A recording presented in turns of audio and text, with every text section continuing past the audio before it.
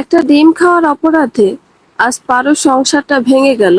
যদিও এতদিন সংসারটা ছিল নামে, আর রাস্তা পুরোপুরি ভেঙে গেল। পারো 4 বছরের মেয়েটা গত কয়েকদিন ধরে টানা জ্বরে ভুগছিল। একটুখানি ওষুধ কিনে খাওয়ানোর মতো পয়সা পারোর কাছে নেই, আর না তো ওদের দিকে ফিরে তাকানোর মতো কেউ আছে। পারোর স্বামী তার নতুন সংসার নিয়ে দিব্যি রং তামাশায় দিন কাটাচ্ছে। পারো আর তার মেয়ে এদিকে বেঁচে আছে নাকি মরে গেছে তা নিয়ে তাদের কোনো মাথা ব্যথা নেই। থাকতে দিয়েছে এই তো বেশি। সকাল থেকে মেয়ের জ্বর তা পারো দেখেছে, তবুও সে অসুস্থ মেয়েকে নিয়ে বাড়ির সমস্ত কাজগুলো সে করেছে। কাজের ফাঁকে ফাঁকে ঘরোয়া যত সেবা রয়েছে তা পারো মেয়েকে করেছে। একদিন এক রাত পার হয়ে যেত মেয়ের জ্বর কমলো না দেখে পারো ভীষণ ভয় পেয়ে গেল। এই মেয়েটাই তার বেঁচে থাকার সম্বল। পরদিন সকালে পারুল স্বামী কাজে বেরিয়ে যেতেই সতীন পারুর মুখের ওপরে তাদের রাতের নাপাক পোশাকগুলো ধোয়ার জন্য ছুঁড়ে মেরে দিয়ে দরজা আটকে দিল। শাশুড়ি এটা ওটা নিয়ে পারুকে কথা শুনিয়ে যাচ্ছে। ওর ছোট ননদে এটা ওটা হুকুম জারি করছে। অসুস্থ মেয়েটা কাঁদছে, ধরার মতো কেউ নেই। পারু দিশে হারিয়ে পাগল প্রায় অবস্থা। তবু চোখের পানি ফেলতে ফেলতে সবকিছু গুছিয়ে গাছিয়ে নিল। অসুস্থ মেয়েটা মায়ের সঙ্গ চেয়ে কাঁদছে। সেই কান্নায় বিরক্ত হয়ে বাড়ির প্রত্যেকটা মানুষ পারুকে কথা শোনাচ্ছে। পারু সতীন একবার এসে চিল্লিয়ে বলে গিয়েছে, যদি আর এই কান্নার আওয়াজ আসে তাহলে সে এই বাড়ি ছেড়েই বেরিয়ে যাবে। তা শুনে পারুর শাশুড়ি খেকিয়ে বলে উঠল, তুমি কেন যাবে মা? প্রয়োজনে ওদের দুটোকে ঘাড় ধাক্কা দিয়ে বের করে দিই। আপদ দুটো। এসব কথা শুনে পারু আরো অসহায় হয়ে পড়ে। এক হাতে মেয়েকে শান্ত করার চেষ্টা করে, অন্য হাতে কাজগুলো গোছাতে থাকে। এমন করতে করতে বেলা গড়িয়ে দুপুরে পৌঁছায়। মেয়ের জ্বর তখনও নামেনি, আরও বেড়ে যাচ্ছে। জ্বরের ঘোরে কিছু খেতে পারছে না মেয়েটা। নুডলস খাবো বলে কান্না করছে, কিন্তু তা খাওয়ানোর সামর্থ্যটুকু পারুর নেই। কারণ বাড়ির সমস্ত কাজের দায়িত্ব পারুর উপরে থাকলেও সমস্ত খাবার সবকিছু থাকে শাশুড়ি আর সতীনের অধীনে। ওর হাতে যতটুকু রান্না করার জন্য দেয় ততটুকু। তাদের খাবার পর কিছু খাবার বাঁচলে পারু আর ওর মেয়ের কপালে জোটে, নইলে না। পারু ভাত রান্না করার পর ভাতের মাঠটুকু যত্নে রাখে। যদি খাবার না জোটে তাহলে তাই খায়। মেয়ের কান্না দেখে অসহায় হয়ে শাশুড়ির কাছে একবার চেয়েছিল, মা, মেয়েটার ভীষণ জ্বর, কিছু খেতে পারছে না, বড় নুডলস খেতে চাইছে, একটুখানি নুডলস দিন না মা, বেশি লাগবে না, এতটুকু হলেই হবে। শাশুড়ি বাসখাই কণ্ঠে বলল, নুডলস কি তোমার বাপ এসে দিয়ে যায়? পারুর বড্ড বলতে ইচ্ছে করছিল, আমার বাপ না দিয়ে গেল, আমার মেয়ের বাপ তো কিনে আনে। কিন্তু এই কথাটা পারু মুখে বলতে পারল না, কারণ এমন শক্ত হাত তাদের মাথার উপরে নেই। মেয়ের বাবা নিজেই মেয়ের দিকে ফিরেও তাকায় না। তাই মেয়েকে আর নুডলস খাওয়াতে পারল না। শুধু চোখের পানি ফেলা ছাড়া পারুর আর কোনো উপায় রইল না। দুপুরে যখন পারুর স্বামী বাড়িতে এলো, তখন আর কোনো উপায় না পেয়ে ওর স্বামীর কাছে এগিয়ে গিয়ে বলল, মেয়েটার ভীষণ জ্বর, ওকে একটু ডাক্তার দেখাতে হবে। অমনি ওর শাশুড়ি চেঁচিয়ে উঠে বলল, আমাদের ছেলে মেয়ের বুঝি জ্বর হয়নি? কই, আমাদের তো এতটুকুতেই ডাক্তার দেখাতে হয়নি। বাপু, আমার ছেলেটা একটু সুখে দিন কাটাচ্ছে, তার ওই কালনাগিনী সহ্য হচ্ছে না। পারুর সতীন ভয়ার্থ মুখ বানিয়ে নিজের স্বামীকে বলে উঠল, তুমি আবার ওকে কোলে নিতে যেও না যেন, এখন এর জ্বর হচ্ছে ভাইরাস জ্বর। পারুর শাশুড়ি রাবেয়া খাতুন বলল, বাচ্চা দেখাশোনা করতে পারে না, জন্ম দিতে পারে। একটা আপদ আরেক আপদের জন্ম দিয়ে আমাদের জীবনটা ছারখার করে দিল, আমার ছেলেটাকে শেষ করে দিল। অসহায় পারুর বোবা হয়ে বুক ফাটানো ছাড়া আর কোনো উপায় ছিল না। তবু কাঁদতে কাঁদতে হাত জোর করে বলেছিল, কিছু টাকা যেন দেয় একটু ওষুধ কেনার জন্য। তবু ওদের পাষাণ হৃদয় গলেনি। রাবেয়া খাতুন কাটকাট গলায় বলে দিয়েছিল, তোমাদের মা মেয়ের পিছনে একটা টাকাও আমার ছেলে খরচ করতে পারবে না। এখানে থাকতে পারছো, খেতে পারছো, এর চেয়ে একটু বেশি আশা করবে না। অসহায় পারো শেষমেশ কোনো উপায় না পেয়ে পাশের ঘরের প্রতিবেশী ভাবির থেকে একটা ঔষধ চেয়ে এনে মেয়েকে খাওয়ায়। 4 দিন পর মেয়ের জ্বর খানিক কমে গেলে স্বস্তির নিঃশ্বাস ছাড়ে পারু। তবে এই কদিন না খেয়ে খেয়ে মেয়েটা ভীষণ দুর্বল হয়ে পড়ে। পারুর শাশুড়ি সবসময় ফ্রিজ তালা দিয়ে রাখে। পারুর ননদ স্বামীরা ফ্রিজ থেকে আইসক্রিম খেয়ে ফ্রিজে লক করতে ভুলে যায়।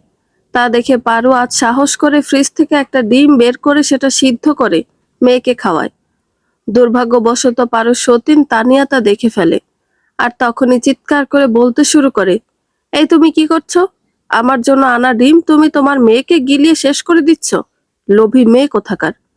নিজেও লোভী, মেয়েটাকেও লোভী বানিয়েছ। চোর কোথাকার।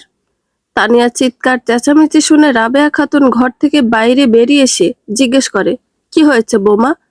এই শরীরে এত চিৎকার করছো কেন? দেখুন মা, আপনারা কেমন রাক্ষস রেখেছেন ঘরে। আমার জন্য আনা ডিম রাক্ষস খেয়ে নিয়েছে। কি এত বড় সাহস! পোয়াতি মেয়েটার জন্য আনা খাবারে নজর দিয়েছিস, শয়তান মেয়ে! বলে পারু চুলের মুঠি ধরে কয়েক ঘা লাগিয়ে দেয় রাবেয়া খাতুন। আরো অকথ্য ভাষায় গালিগালাজ করতে থাকে। মেয়েটাও ভয়ে কাঁদতে শুরু করে। পারু কাঁদতে কাঁদতে রাবেয়া খাতুনের পা জোড়া ধরে বলে, মা, আমার ভুল হয়ে গেছে, ক্ষমা করে দিন। মেয়েটা অসুস্থতায় ভীষণ দুর্বল হয়ে পড়েছিল, তাই একটা ডিম নিয়েছিলাম, আর কখনো এমন হবে না। আরো আহাজারি করতে থাকে পারু। তবে ওদের পাষাণ হৃদয় গলে না।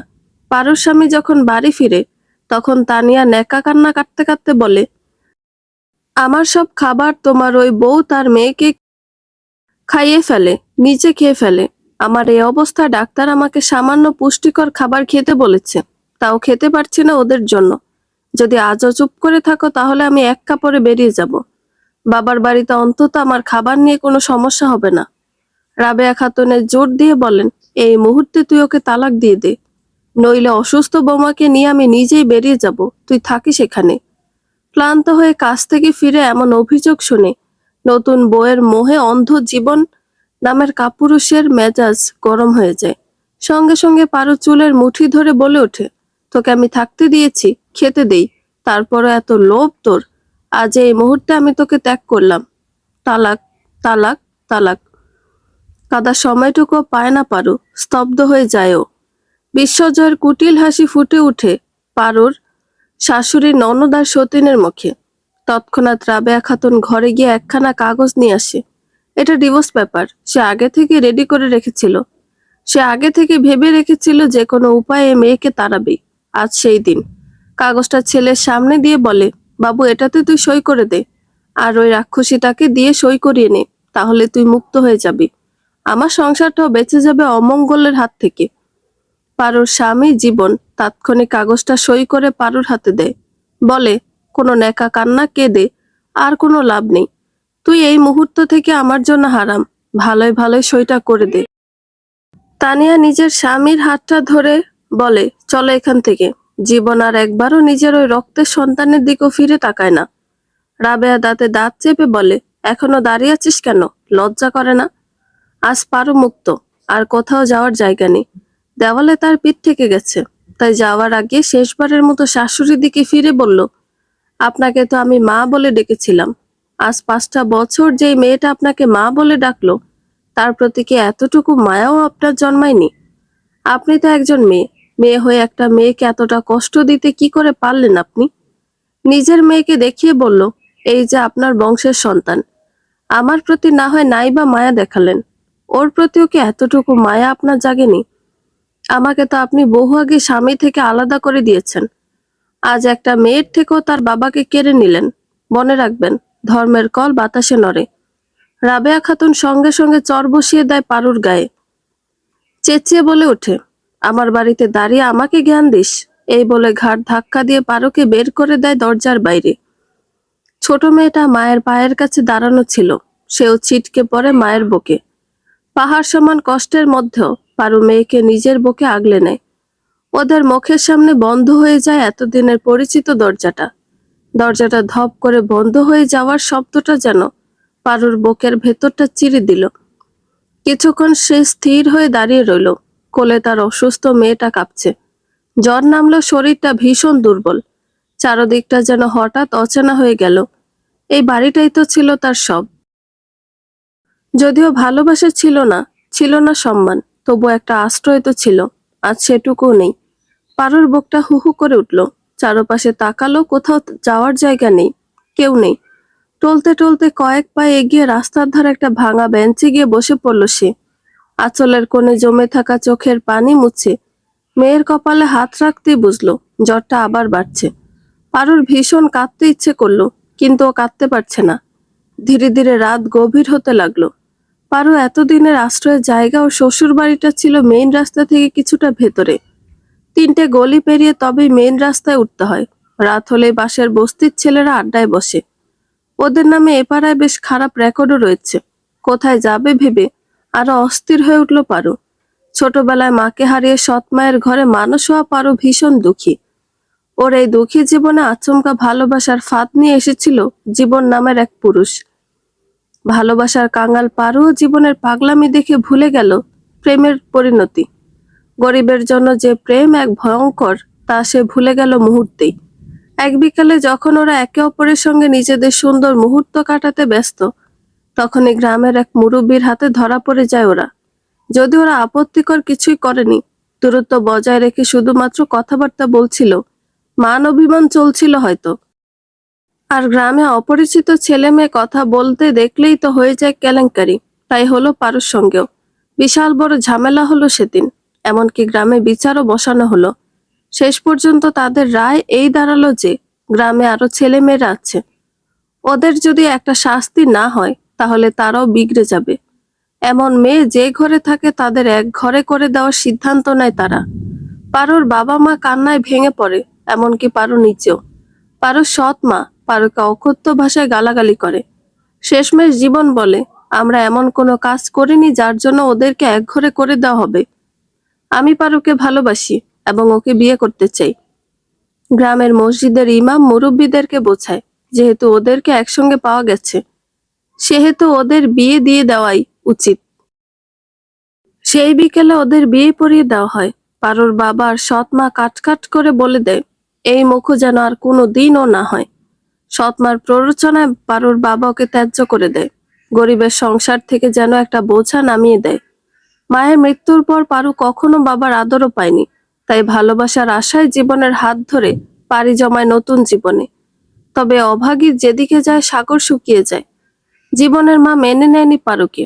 পারু আর জীবনের প্রেম তখন নতুন নতুন, তাই জীবনও পারু বলতে পাগল প্রায়।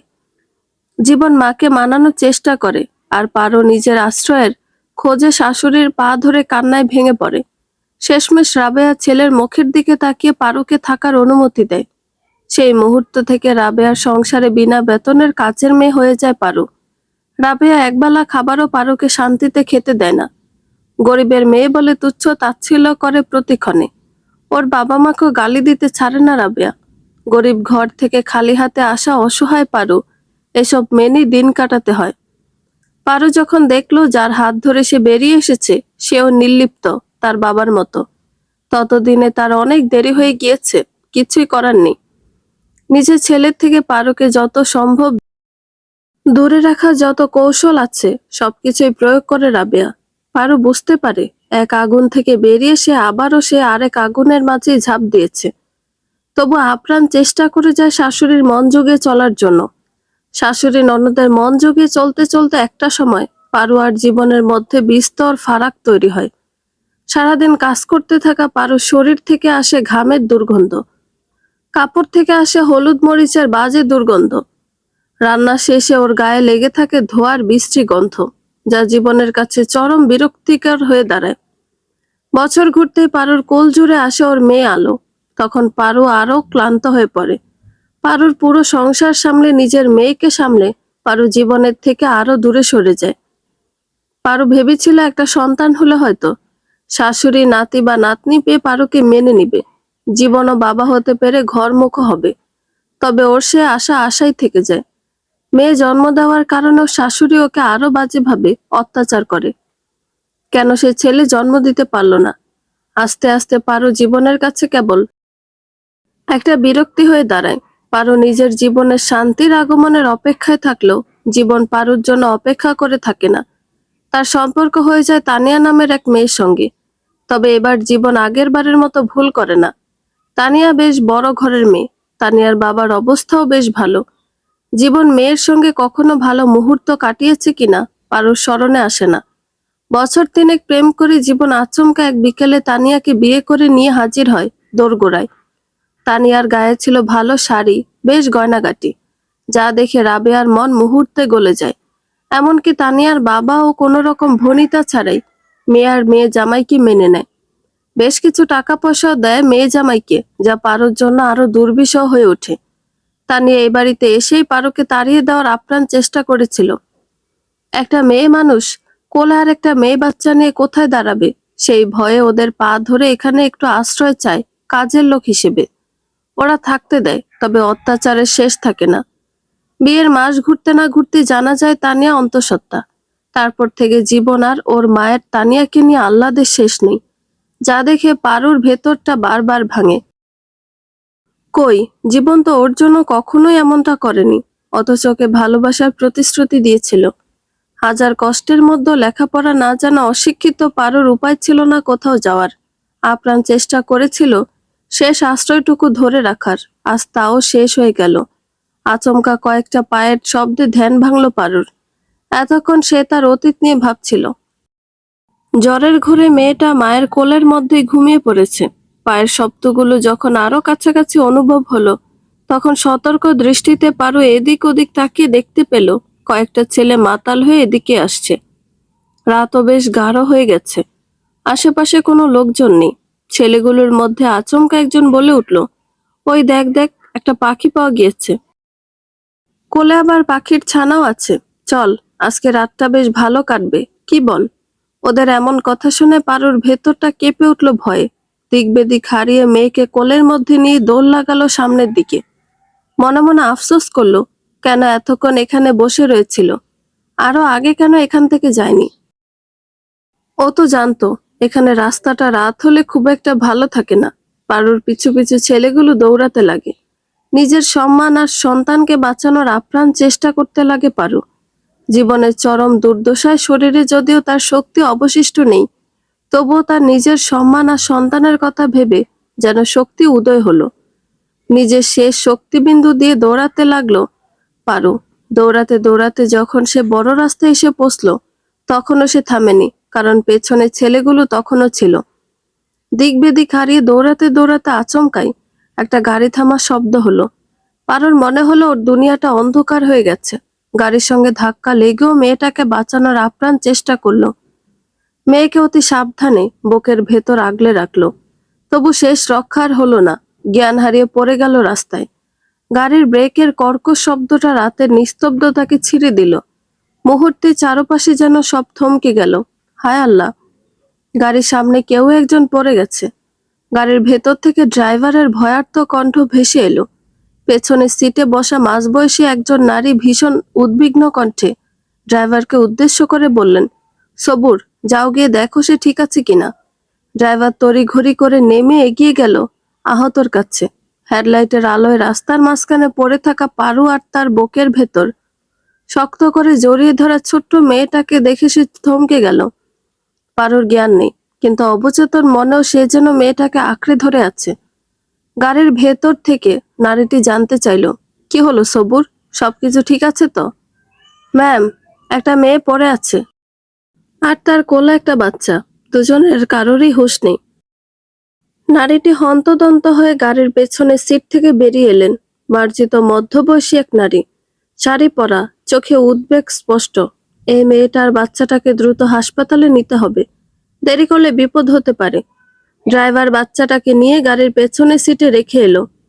নারীটি বহু কষ্টে পারুকে উঠালো।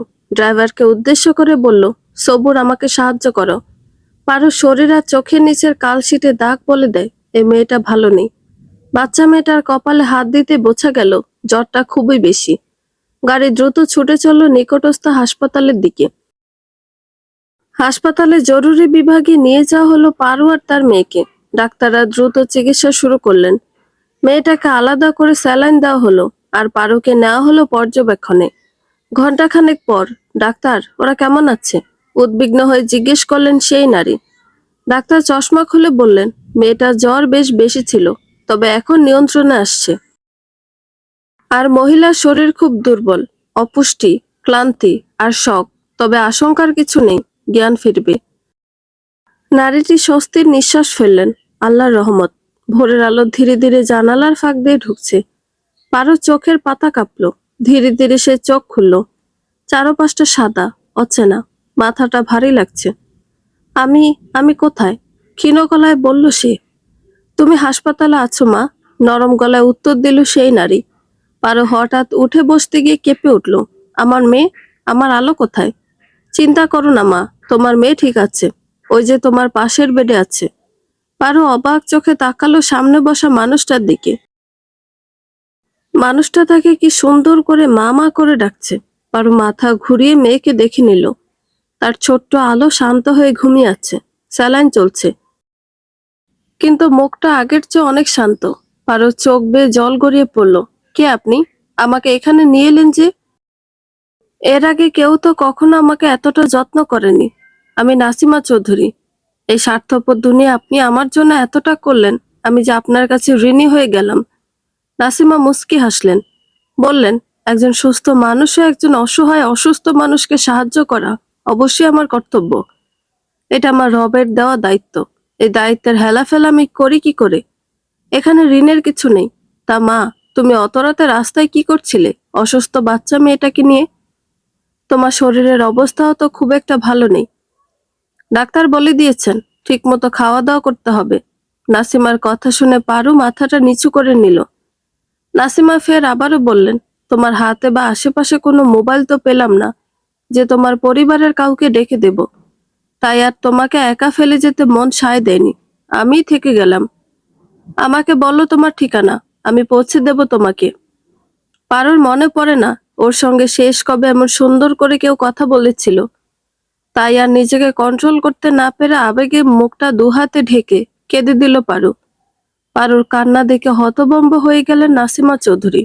এ কি মা, কি হয়েছে? কাঁদছো কেন? ভয় পেও না, আমাকে খুলে বলো।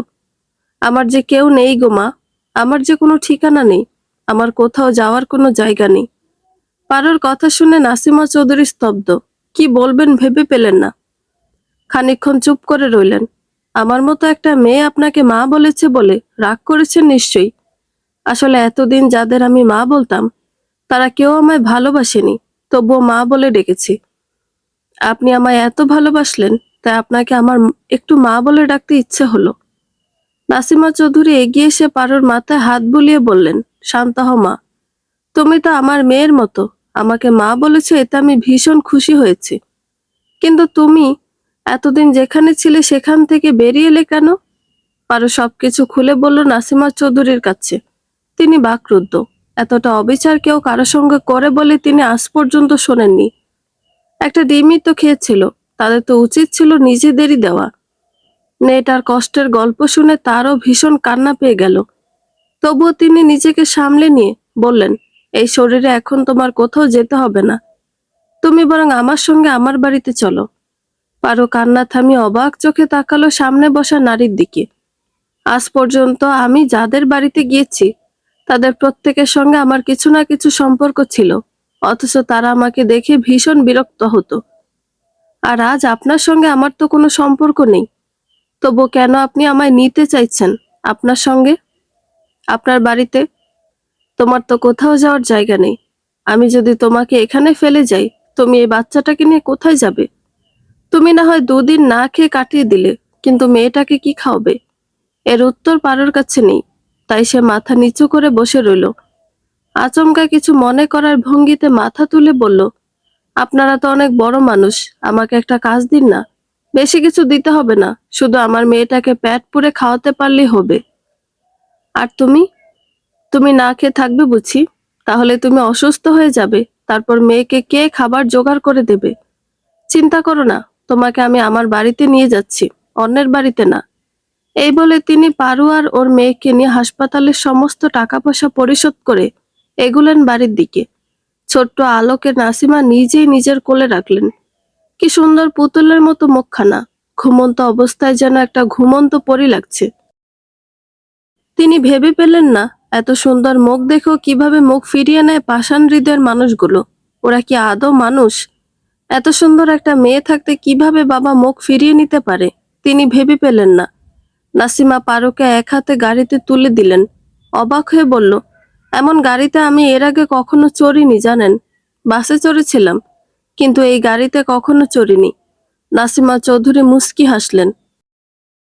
গাড়িটা ধীরে ধীরে একটা বিশাল বাড়ির সামনে এসে থামলো। ভোরের আলো তখন পুরোপুরি ছড়িয়ে পড়েছে চারপাশে। বড় লোহার গেটটা খুলতেই যেন অন্য এক জগতে প্রবেশ করলো পারু। পরিপাটি বাগান, ফুলের গাছ আর শান্ত একটা পরিবেশ। পারোর বুকটা হঠাৎ কেঁপে উঠল। এত বড় বাড়িতে সে কখনো আসেনি। নাসিমা মৃদু গলায় বললেন, ভয় পেও না মা, এটাই তোমার ঘর এখন। পারো অবিশ্বাস নিয়ে তাকিয়ে রইল। আমার ঘর? হ্যাঁ, আমাদের। ভেতরে ঢুকতেই আরো কতগুলো মেয়ে এগিয়ে এলো। কেউ কেউ পারোর বয়সী, কেউ কেউ মধ্যবয়সী, কেউ কেউ পারোর চেয়ে বড়, বছর কয়েকের। সবাই অবাক চোখে তাকালো, কিন্তু নাসিমার চোখের ভাষা বুঝে কেউ কোনো প্রশ্ন করলো না। পারোকে একটা পরিষ্কার সুন্দর ঘরে নিয়ে যাওয়া হলো। নরম বিছানা, জানালার পাশে হালকা পর্দা, সবকিছু যেন স্বপ্নের মতো লাগছিল। পারো ধীরে ধীরে বিছানায় বসে পড়ল। ছোট্ট আলোকে পাশে শুয়ে দিয়ে তার কপালে হাত রাখলো। জ্বর এখন আর নেই, তার চোখে আবার জল এসে গেল। নাসিমা এগিয়ে এসে বললেন, কাঁদছো কেন আবার? পারো কাপা গলায় বলল, এত সুখ আমার জন্য না মা, আমি ভয় পাচ্ছি এসব আবার হারিয়ে যাবে না তো। নাসিমা তার দুই কাঁধে হাত রেখে বললেন, এইবার কিছু হারাবে না। যতদিন আমি বেঁচে আছি, তুমি আর তোমার মেয়েকে কেউ কষ্ট দিতে পারবে না। আমি না থাকলেও যেন তোমরা ভেঙে না পড়ো, সেইভাবেই গড়বো তোমাদের সবাইকে। পারো মাথা নিচু করে নাসিমার কোলে মুখ লুকিয়ে কেঁদে দিল। মা! এই মা ডাকটা যেন নাসিমার বুকের ভেতর কোথাও গভীরভাবে গিয়ে লাগলো। তিনি আলতো করে পারোর মাথায় হাত বুলিয়ে দিলেন। বাড়িটার সামনে নেম ফলকে লেখা পুষ্পকলি। বাড়িটা নাসিমা চৌধুরী পৈতৃক সূত্রে পেয়েছিলেন। তার বাবা ছিলেন একজন সরকারি কর্মকর্তা। তখন তাদের অবস্থা খুব একটা ভালো ছিল না, এই মোটামুটি ছিল। নাসিমা চৌধুরীর দাদার বেশ জায়গা জমি ছিল। সেখান থেকে নাসিমার বাবা এই জমিটা পেয়েছিলেন। হালাল পয়সায় ঘর করার মতো তৌফিক তখনও তার ছিল না। একটাই মেয়ে ছিল। মধ্যবিত্ত এক চাকরিজীবী ছেলের হাতে মেয়েকে তুলে দিয়েছিলেন। বাবার বাড়িতে তো মেয়েদের দুনিয়া স্বর্গের মতো। শ্বশুর বাড়িতে গিয়েই নাসিমা বুঝতে পেরেছিল মেয়েদের জন্য শ্বশুর বাড়ি আসলে কি জিনিস। হয়তো সবাই এক না, তবুও নাসিমা চারদিকে তাকিয়ে দেখতে পেল অসংখ্য মেয়ের হাহাকার। বেশ কয়েক বছর মুখ বুজে কাটিয়ে দিল নাসিমা। আস্তে আস্তে যখন প্রমাণ হলো সে এক বন্ধ্যা নারী, তখন তার জীবনটা হয়ে উঠল আরো কঠিন। শেষ পর্যন্ত তার সংসারটা তিনি টিকিয়ে রাখতে পারলেন না। বাবা মায়ের একমাত্র মেয়ে আবার সেই বাবা মায়ের কাছে ফিরে এলেন। তবে বাবার উপরে বোঝা না হয়ে তিনি চেষ্টা করলেন কিছু করার। ছোট্ট একটা ব্যবসা শুরু করে আস্তে আস্তে বহু চড়াই উতরাই পার করে বহু কষ্টের পরে তিনি সে ব্যবসা দাঁড় করেছেন। নাসিমার বাবা রিটায়ার্ড করলেন। সারা জীবন কষ্টের পরে সেই রিটায়ার্ডের টাকা দিয়ে এই রাজপ্রাসাদটা করলেন। তার নাম দিলেন পুষ্পকলি। নাসিমাও নিজের মতো এগিয়ে যেতে লাগলো, আর বাবা মায়ের সম্পূর্ণ দায়িত্ব নিল। তার ব্যবসা অনেক বড় হলো, কত লোক তার আন্ডারে কাজ করে। এরপর থেকে সে একটা সিদ্ধান্ত নিল, অসহায়ের মেয়েদেরকে তিনি নিজের কাছে এনে রাখবেন। তার ব্যবসায় অসহায় মানুষদের কাজ দেবেন, যাদের একেবারে কেউ নেই। নাসিমা তো মাথার উপরে বাবা মায়ের ছায়া ছিল, কত মেয়ে তাও নেই। এমন কেউ যখন নাসিমার সামনে পড়ে, সে তার এই বাড়িতে ঠাঁই দেয়। বাবা মায়ের মৃত্যুর পর তার এই সিদ্ধান্ত আরো বেশি কাজে দিল। তার সময় কখনো নিঃসঙ্গ কাটে না। পারো সবকিছু শুনে অবাক হয়ে তাকিয়ে রইল। এমন মানুষ যদি পৃথিবীতে সত্যিই থাকে, তাহলে হয়তো পারোর মতো কিছু মানুষ সুখের দেখা পায়। পুষ্পকলির পরিবেশ এখন আরো বদলে গেছে। এখন আর কোনো ছোট বাচ্চা নেই, আলোই একমাত্র ছোট বাচ্চা। তাই তো আরো বেশি আনন্দে কাটে এখানে সকালের সময় ওকে নিয়ে। পারো বদলে গেছে অনেক। তার মুখে এখন আগের মতো ক্লান্তি নেই। নাসিমার সাহায্যে সে পড়াশোনা শুরু করেছে। পাশাপাশি নাসিমা চৌধুরীর অফিসের একজন কর্মচারীও। একদিন বিকেলে বাগানে বসে চা খাচ্ছিলেন নাসিমা। আলো ফুল নিয়ে খেলছে, আর পারো পাশে বসে হাসি মুখে তাকিয়ে আছে। নাসিমা বললেন, পারো, তুমি কি কখনো ভেবেছিলে জীবন এমন হবে? পারো মুচকি হেসে মাথা নাড়ল। না মা, আমি তো ভাবতাম আমার জীবনে শুধু কষ্টই লেখা আছে। নাসিমা বললেন, কষ্ট থাকবেই, কিন্তু তারপরেই আসে শান্তি, যদি মানুষ ধৈর্য না হারায়। পারো একটু চুপ থেকে বলল, আপনি না থাকলে আমি আর আলো আজ বেঁচেই থাকতাম না। নাসিমা হালকা হেসে বললেন, না মা, আমি শুধু মাধ্যম। আল্লাহ চাইছিলেন বলেই তোমরা আমার কাছে এসেছো। ঠিক তখনই ছোট্ট আলো দৌড়ে এসে বলল, নানু দেখো ফুল। নাসিমা অবাক হয়ে বললেন, নানু? পারো হেসে ফেলল, আমি ওকে শিখিয়েছি। নাসিমার চোখ ভিজে উঠল। তিনি আলোকে কোলে তুলে নিয়ে বললেন, আমার নাতনি, দেখো পারু, একদিন আমার সন্তান ছিল না বলে আমি বিতাড়িত হয়েছিলাম। আজ আমার ঘর ভর্তি আমার মেয়েরা, আর আমার নাতনিও আছে। সূর্য ডুবে যাচ্ছে ধীরে ধীরে, আকাশে লালচে আলো। পারো আকাশের দিকে তাকিয়ে মনে মনে বলল, হে আল্লাহ, তুমি আমার সব কেড়ে নিয়ে শেষে আমাকে সবকিছু ফিরিয়ে দিলে। নাসিমা চেয়েছিলেন পারোকে আবার বিয়ে দিবেন। কতই বা আর বয়স মেয়েটার, তবে পারো সরাসরি তাকে না করে দিল। বেশ তো আছে এখানে সবার সঙ্গে মিলেমিশে। মেয়েটা হাসতে খেলতে বড় হচ্ছে, এই দেখতে দেখতেই না হয় দিন কাটুক। পারো যে মায়ের ভালোবাসা পায়নি, তাই ও জানে মায়ের ভালোবাসার কতটা মূল্য। মেয়েটাকে সে ভালোবাসা থেকে বঞ্চিত করতে চায় না। বিয়ে হলে তো পরের ঘরে চলেই যাবে, ততদিন না হয় মায়ের ভালোবাসার ছায়াতলেই থাকুক। বেশ অনেকগুলো বছর পর কোন এক দুপুরে নাসিমা চৌধুরী বাবা মায়ের দোয়া করে রাস্তার ক্ষুধার্তদের খাওয়ানোর আয়োজন করেছিলেন। পুষ্পকলি সকল মেয়েরা সব অসহায়দের পাতে খাবার তুলে দিচ্ছিল। পারো এক বৃদ্ধার পাতে খাবার তুলে দিতে গিয়ে তার চোখ জোড়া থেমে গেল। এই তো সেই মহিলা যিনি একটা ডিম খাওয়ার অপরাধ দিয়ে তাকে বাড়ি থেকে তাড়িয়ে দিল। পারোর চোখে পানি জমলেও সে কিছুই বলল না, মুখটা লুকিয়ে সেখান থেকে চলে গেল। চাইল না তার এই সুখের মুখে আর কোনো অশুভ ছায়া পড়ুক। খাওয়া শেষে সেই মহিলা একবার পারোকে ডাকলো, এই যে মা জননী, শুনছেন? বাড়িতে আমার পঙ্গু ছেলে না খেয়ে আছে, তার জন্য দুমুঠো খাবার দেবেন। পারোর চোখ ঝাপসা হলো বলে সে মাথা ঘুরিয়ে চোখটা মুছে নিল। মনে মনে বলল, প্রকৃতি কখনো ছাড় দেয় না। তবে কেন, কিভাবে, কি হয়েছে তা জানার কোনো ইচ্ছা পারো পোষণ করল না। সে মুখ ঘুরিয়ে বলল, আপনি অপেক্ষা করুন, দিচ্ছি। বন্ধুরা, গল্পটি ভালো লেগে থাকলে একটা লাইক করে দিবেন এবং গল্প সম্পর্কে কোনো মতামত জানানোর থাকলে কমেন্ট করতে পারেন। নতুন নতুন আরো গল্প শোনার জন্য চ্যানেলটি সাবস্ক্রাইব করে পাশেই থাকবেন। ধন্যবাদ সবাইকে, ভালো থাকবেন।